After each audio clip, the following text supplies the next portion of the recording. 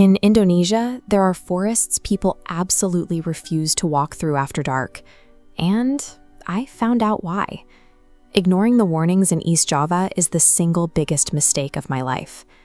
Back in 2019, my friends Ryan, Melissa, and I were travel vloggers.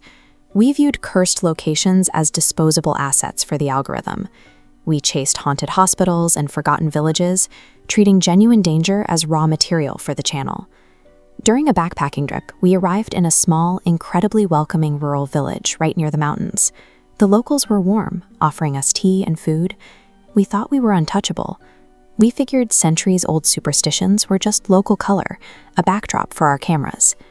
That modern arrogance blinded us to the reality that some places on Earth are genuinely not meant for outsiders. We were sitting at a small street-side food stall when Ryan casually mentioned going into the bamboo forest at night. The entire stall went dead silent. People stopped eating. An old man stared at us and warned us not to go. Our guide translated the elder's warnings. He told us the forest already belonged to something else, a Kuntilanak. According to their folklore, she is the vengeful spirit of a woman who suffered a horrific, tragic death. She wanders the bamboo, hunting anyone foolish enough to intrude on her territory. They took the threat seriously. Later that evening, a massive rainstorm rolled in over the isolated mountains. The woman who owned our guest house was so terrified for us that she physically locked the main iron gates to keep us inside. But we were obsessed. At 11:47 p.m., we climbed over that locked gate and walked toward the tree line. We treated a terrifying cultural boundary like a chance for a viral thumbnail. For the first 20 minutes, it was mundane. Just cold wind, thick wet mud, and the endless, disorienting stalks of bamboo creaking in the dark. Then, our microphones picked something up in the dark. Very faint, almost melodic female laughter. It sounded like it was miles away. Her hunt has a terrifying inverse logic. While audio registers as a distant whisper, her physical presence is already pinned to your location. Then, the bamboo stopped. The wind died.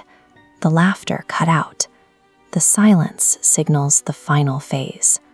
Most people would think the danger had passed, but the predator was no longer tracking us. She was there. Ryan swung his flashlight toward the trees, and she was there. A pale woman in a white dress, standing completely rigid, barefoot in the mud. She wasn't breathing. She slowly tilted her head up. The beam hit her face. Her eyes were solid black. Her mouth was stretched completely open, jaw seemingly torn. Melissa screamed, and the woman vanished instantly. The forest exploded with noise, bamboo thrashing, leaves tearing, something moving incredibly fast around us. We ran blindly into the thicket. But halfway through the sprint, Ryan just stopped. He stood frozen, staring deep into the trees, completely ignoring the danger surrounding us. I chased him into a small clearing and yelled his name. He turned around slowly.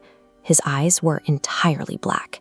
He had this massive, unnatural smile on his face, and he whispered, "She wants new faces." My flashlight died completely in that instant. Whatever skepticism we had brought into those woods died in that clearing. We had mocked a legend, and the legend had finally cornered us. I woke up the next morning at the edge of the forest, covered in mud and my own blood, completely alone. The village sent out massive search parties. The police combed that forest for 6 straight days looking for Ryan and Melissa. They found absolutely nothing. No bodies, no torn clothing, no dropped gear. They were just gone. I get to live in the real world. I get to sleep and breathe and exist. And my friends were entirely erased from existence because I led them into the dark. There was exactly one piece of physical evidence recovered. The police found my dropped camera half buried in the mud. They released the footage during the investigation. In the final frame, before I was knocked unconscious, you can see me looking away, but standing right over my shoulder is the woman, smiling directly into the lens. That's the final detail the locals don't tell tourists. If the Kuntilanak notices you, her hunt doesn't end at the tree line. She attaches herself to you. It's been years. I live in a modern subdivision in California, but some nights I still hear bamboo creaking right outside my bedroom window. Ancient folklore serves as a boundary built to keep humanity alive,